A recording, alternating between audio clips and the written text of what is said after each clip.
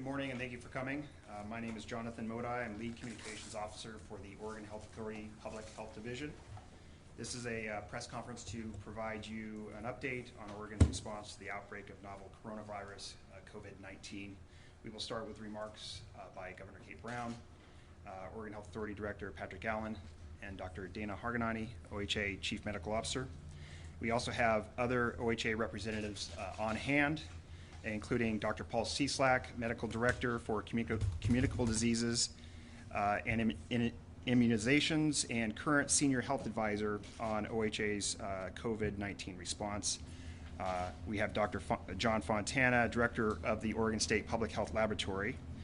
In addition, we have senior representatives of the 3 counties that are reporting new cases today, including Dr. Bob Dannenhofer, Administrator and Health Officer, Douglas County Public Health, Dr. Christina Baumann, Deputy Health Officer, Washington County Public Health, and Katrina Rothenberger, Director of Marion County Public Health Division.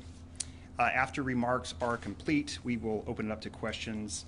Those reporters watching the live stream can send follow-up questions after the press conference to phd.communications@state.or.us.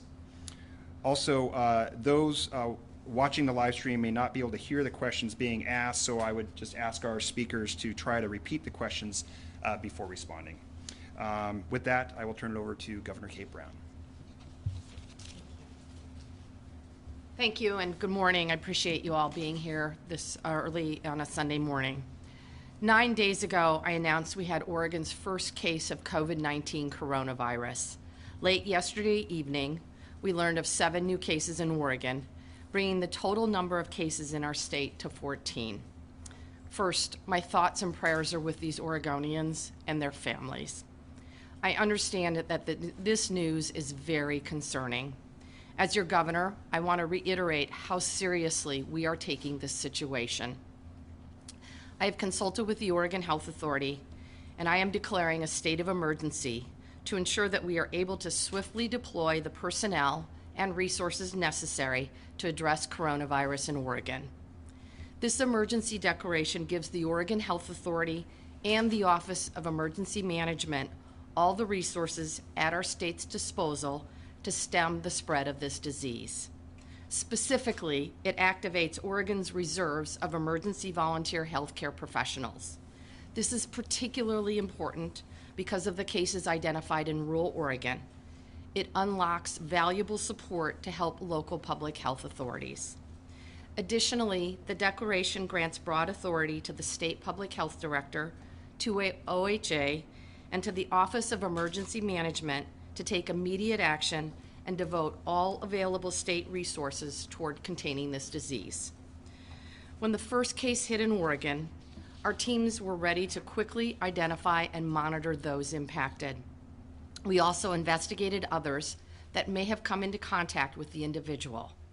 It is through these preparedness and response efforts that health officials are identifying and monitoring new cases. The situation is evolving here in Oregon and, of course, across the entire globe. I understand that it can be scary to hear news of fellow Oregonians coming down with the coronavirus. I have directed the Oregon Health Authority to consistently disclose information on positive cases moving forward, including age ranges statewide and cases by county where individuals with the coronaviruses are located. I can also assure you that local and state health officials are working around the clock to address this crisis. They are trained professionals who are putting your health and safety first. Additionally, I am in constant contact with our congressional delegation and others at the federal level to ensure Oregon is receiving the attention and resources we need from them on this issue. We will do everything in our power to keep Oregonians safe. This state of emergency will remain in effect for 60 days. It can be extended until the public health threat of the virus is contained. With that, I will invite OHA Director Pat Allen to give more specifics about the new cases and to share next steps in our response efforts. Thank you very much. Pat?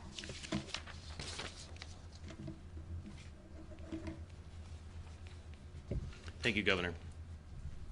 Today, what I'd like to do is give you a brief summary of the latest information we know about COVID-19 and tell you how we intend to use the powers under Governor Brown's emergency order to mobilize Oregonians in an unprecedented state and private effort to contain the spread of COVID-19 in Oregon by focusing on specific at-risk populations, protect Oregonians at greatest risk of the most severe outcomes of this disease, older adults, people with underlying conditions, and the homeless and people who are vulnerable in other ways, and respond with fast, targeted, and effective measures to safeguard our state against widespread illness and disruption in the face of a growing outbreak. Yesterday, the Federal Centers for Disease Control and Prevention issued guidance that identified older adults and those with underlying health conditions as being the population at greatest risk. Our strategy is based on the emerging science and the risks identified by our federal partners. As I've been saying throughout, the time to declare an emergency is when we need the tools that an emergency declaration provides to protect Oregonians most at risk. As Governor Brown told you, the COVID-19 outbreak continues to expand in Oregon. Many Oregonians are wondering, will COVID-19 appear in my community? Will it affect my family, friends, and other people I care about? Could I get COVID-19? I understand these worries. Oregon public health experts and healthcare providers are learning more about COVID-19 every day. We're working closely with healthcare providers and local public health officials to test and treat patients, identify people at risk, and keep you informed so you can protect yourself and your loved ones, and help us stem the spread of COVID-19 in our state. What we know: the Oregon Health Authority has confirmed 7 new presumptive cases of novel coronavirus, resulting in the disease COVID-19, bringing the state's total number of those who've tested positive to the virus to 14. The 7 new cases are located, 1 in Douglas County, 1 in Marion County, and 5 in Washington County. The cases include a mix of community spread and spread related to contact with a previous case. There are no travel cases in these 7 cases. Contact investigations have begun to identify and isolate anyone who may have been in close contact with these new cases. Today's news is both troubling and expected. We know COVID-19 is in the United States and in Oregon. COVID-19 is a communicable disease. We know it will spread. We know we will see more cases. But we also know there are steps we can take to prevent COVID-19 transmission and protect people most at risk: older adults, people with underlying medical conditions, people who are homeless or face other barriers to medical care and services. All of us have a role to play at work, at home, and out in the community. By taking effective evidence-based action, we can slow the spread of COVID-19, protect people who are most vulnerable, and deny the virus the opportunity to cause widespread disruption to our daily lives. The Oregon Health Authority continues to take action to fight the spread of COVID-19 in the state. The emergency powers Governor Brown has authorized today will give us more freedom and flexibility to contain the outbreak and protect Oregonians. Here are some specific actions we're taking. We're expanding testing. OHA is finalizing agreements with major hospital systems to expand COVID-19 testing and expand locations where COVID-19 tests can be conducted safely without creating avoidable exposure risks for other patients and the healthcare community. We are prepared to activate volunteers who are trained and licensed medical professionals who can augment services available in local areas, particularly rural communities whose public health resources are stretched thin. We're expanding telemedicine. I'm using my emergency authority to give health systems, insurers, and coordinated care organizations greater flexibility to expand telemedicine in Oregon. Telemedicine is an effective way for healthcare providers to screen, evaluate, and treat patients who may be worried but well, mildly ill or at risk, without coming into a clinic or hospital emergency department and exposing other patients and healthcare workers to potential illness. I'm convening providers who serve older adults and other vulnerable populations to mobilize an aggressive outreach and prevention strategy to protect the people who are most at risk. And finally, more funding. Tomorrow, the legislature will consider an emergency $5 million request for funds to fight COVID-19 in Oregon. We will continue to assess our need for resources to support Oregon's strategy to contain, protect, and respond to the needs of Oregonians who face the greatest risk from COVID-19. Finally, let me say this. In Oregon, we have many strengths and tools to be able to fight the spread of COVID-19. A passionate and well-coordinated public health system, effective and aligned healthcare providers, higher rates of healthcare coverage than most other states, which give 94% of Oregonians the ability to access medical care, paid sick leave laws that give people in Oregon the ability to stay home if they're ill and protect coworkers and others in the community. However, we cannot combat COVID-19 if we turn on each other. COVID-19 does not discriminate. That only puts sick people and the broader community at risk because it discourages people from seeking the help they need, from getting tested, from getting care, and staying at home. We cannot shun and stigmatize people who test positive or become ill. We must join together to take science-based actions that protects those who are most at risk and minimizes unneeded, counterproductive disruption in our community. Now I'd like to turn the podium over to Dr. Dana Harganani, Chief Medical Officer for the Oregon Health Authority. Dan? Thank you, Director Allen. I'm Dana Harganani, Dr. Dana Harganani, Chief Medical Officer at the Oregon Health Authority. I'm also a practicing pediatrician and a mother of 3. I know people across Oregon are concerned about COVID-19. Today, I want to tell you the latest information we know about the cases Director Allen has mentioned. So what do we know? Yesterday, the Oregon State Public Health Laboratory identified 7 new presumptive positive cases. That brings the total positive cases of COVID-19 to 14 in Oregon. The location of those include 1 case in Douglas County, 1 in Marion County, and 5 are from Washington County. 3 of the cases were hospitalized at the time of diagnosis, and the remaining 4 cases experienced mild illnesses and symptoms and are recovering at home at this time. None of the new 7 cases are related to international travel. 4 of the 5 new cases in Washington County are related to contacts of previous identified cases. The remaining 3 cases are being considered community acquired. So what do we know about the risks of COVID-19 for Oregonians? What we do know is that most people who get COVID-19 are going to experience mild symptoms. We know from data collected nationally and internationally that most people who contact COVID-19 experience symptoms similar to the common cold, a cough, a runny nose. This week, the Center for Disease Control identified a set of population who are going to be more at risk. Those include older adults, people who have severe and chronic medical conditions like heart, lung, or kidney disease. We also see from the earliest data that those older people are twice as likely to have more severe disease than others. So how can older adults and people with underlying chronic medical conditions stay safe and healthy? First, the recommendations are to minimize contact with people who may be ill and try to avoid large public gatherings. Ensure that you have prescriptions at home to last you for a while. Consider mail order. Also, just continue to take common daily precautions. Wash your hands frequently, don't touch your face and eyes, and clean surfaces. As Dr. Allen mentioned, we're focusing on our testing capability. The Oregon State Public Health Laboratory is beginning to run low on certain components, but we are looking at resupplies from the CDC and working with our state partners to the north. Also, as Director Allen noted, we are working with hospitals to bring more testing capacity online as soon as possible. We know we can all work together to reduce the spread of COVID-19 in Oregon and continue to protect the most at risk. Thank you.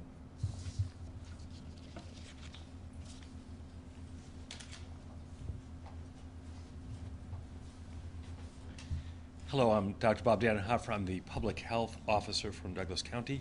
Douglas County was notified last night that we have a single presumptive case of COVID-19 in Douglas County. I'm pleased to report that the patient is medically stable. Thank you.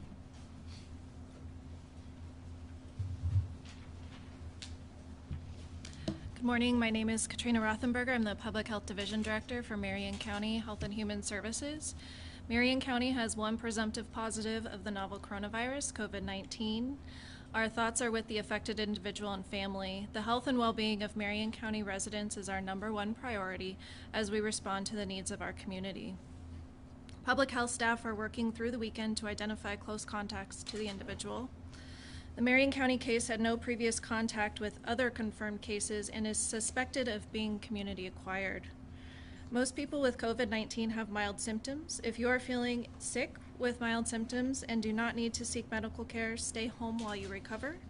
If you are sick and plan to seek care, please call before going in for care so arrangements can be made to prevent exposing others.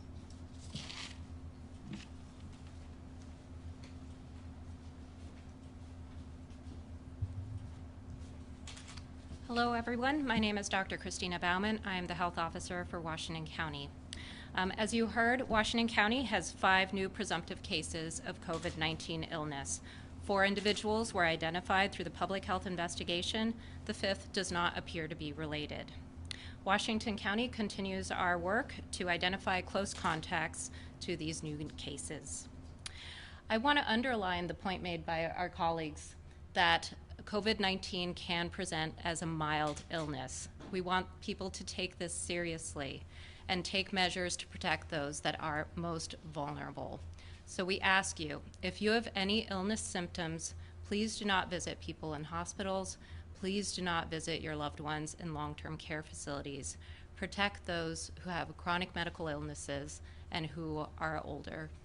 We thank you for participating, helping, caring, and we will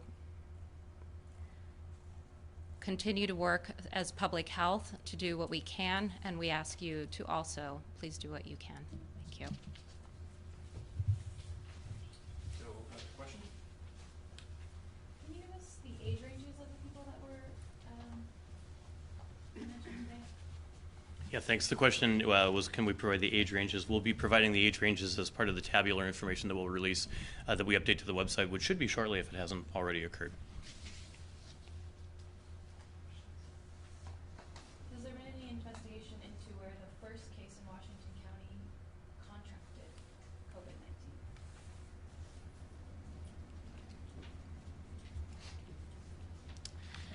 The investigation has not identified any association with travel or any association with any other known cases.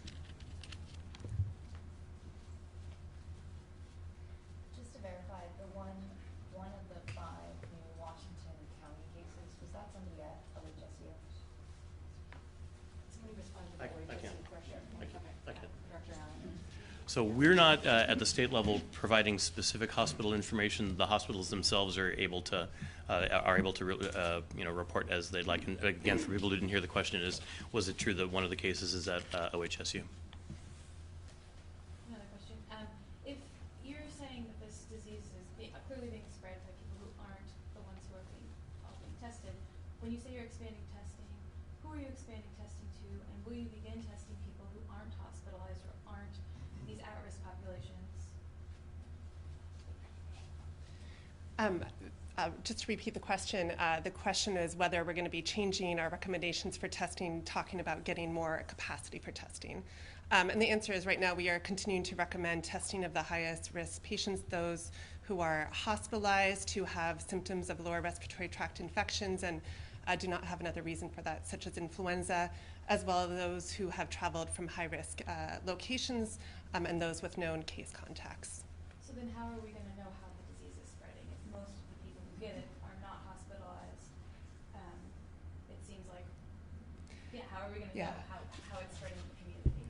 Yeah, well, we definitely know, as stated already today, it's in the community, and many people are going to have respiratory symptoms that are mild. We need to continue to ensure that our testing capacity is focused on those people at greatest risk and to investigate those contacts.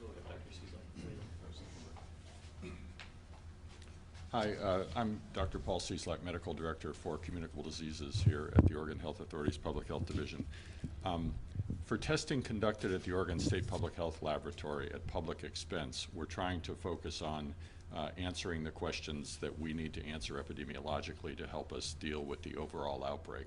Those questions basically are, what is the extent of the outbreak, how widespread throughout Oregon is this virus, and who is most at risk? So who are the at-risk groups? We have data from what the Chinese have reported, but we're kind of interested in seeing exactly what the virus is doing here in Oregon. So we're going to limit our testing based on those parameters. We want some tests from around the state, and we want some tests from the most severely ill people, and then from close contacts of cases to get a notion of its transmissibility. But I will say that private laboratories are rapidly coming online with their own testing. The University of Washington is testing. LabCorp came on this past week. Quest promises to come on Monday, and we're not offering any restrictions around those. Physicians will be able to conduct that testing on patients that they clinically think ought to have it. We're making the disease reportable. We will get those reports, so we'll be privy to knowing about cases that are diagnosed by private providers, whatever the nature of their illness. I guess I'll ask another question. Go for it. So, in Washington, just today they are talking about social distancing and other measures. I know we've been told over and over again, stay home if you're sick, wash your hands. Is Oregon going to expand the recommendations for things to do beyond those two things that everyone is now hopefully already doing? The question, again, is whether or not we're going to expand any recommendations on social distancing. At this time, we're still focused on the most vulnerable populations, as we mentioned, in alignment with the CDC guidance. So older populations, those with chronic medical conditions, we're recommending to stay out of large public areas, stay away from people who have symptoms, and to take care at home when you can. At this time, we are not recommending any other changes. We're continuing to monitor the situation as it evolves, and we'll continue to be giving guidance to facilities and schools to give those types of recommendations, but generally no changes at this point. You guys mentioned that there will be an expansion in telemedicine. What will that look like, and how will that reach folks? Yeah. The question was the comments that were made earlier about expansion of telemedicine and what will that look like. Right now, we know many health systems and providers have capacity for telemedicine. We are just encouraging people who don't need to go into the hospital to be checked or to their provider to call first. We're encouraging providers, health systems to build up their capacity around telemedicine, and we'll be looking to identify what barriers we can help to address where they might be. Let me add to that.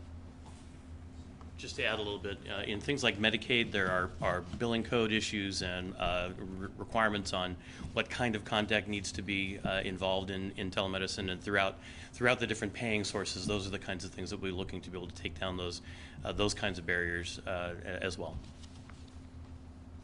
Can you tell us if the Washington County case was, or the cases that were already known contacts, or with the Kaiser staff, or with the employee of the Lake Oswego Elementary School?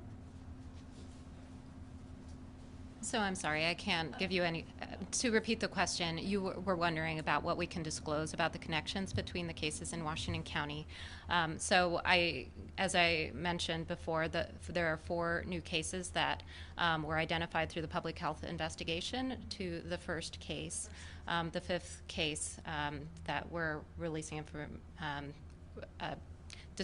telling you about today is not associated with those other cases as we know right now.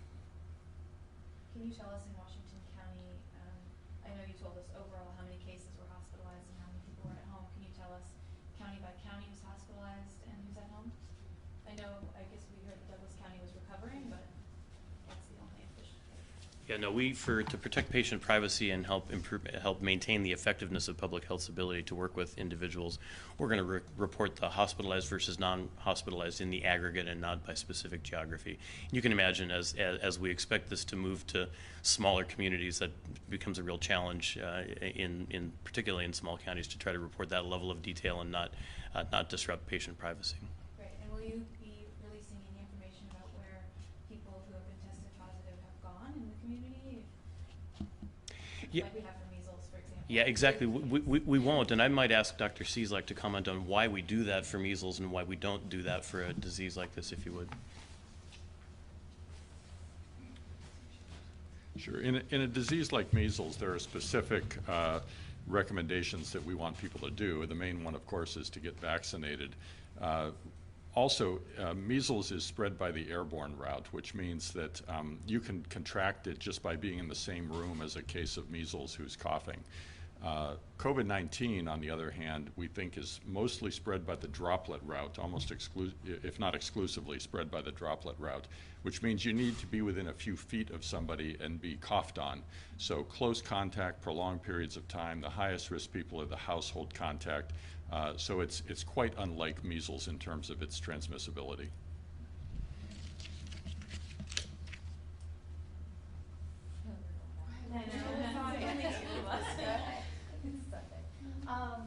In those rural communities, you guys mentioned the idea of bringing trusted volunteers who are medically trained and certified.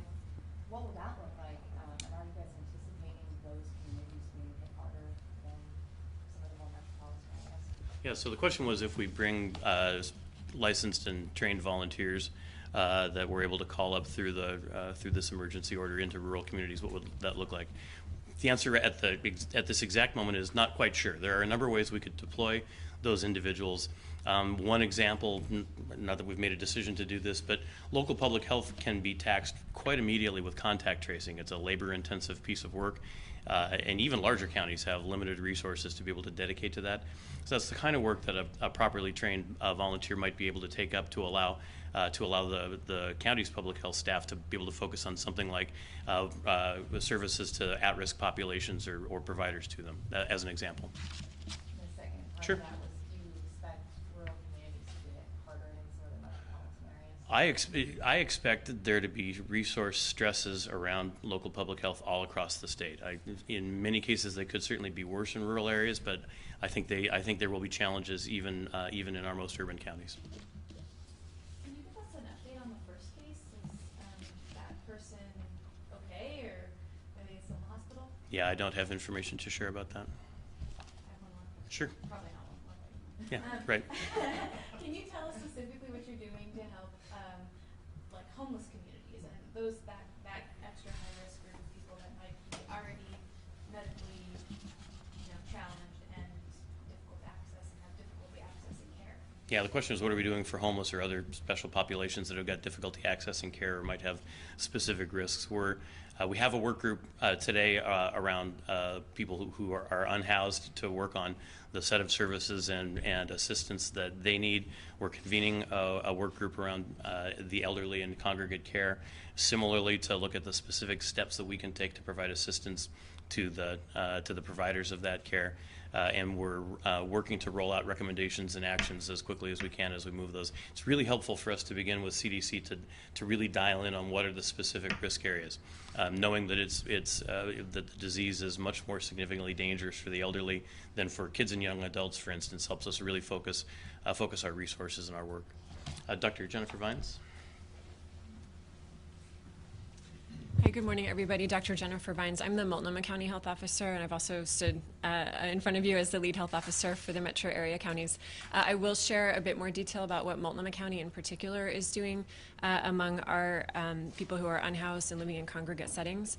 We, for the past several days, have been in touch with homeless service providers around basic infection control precautions, separating sick from well, for example, and answering their questions around disinfection and how to keep people safe. We have more coming, but we are taking this issue very seriously under the direction of the Multnomah County Chair, and we have more plans coming to protect this particularly vulnerable community.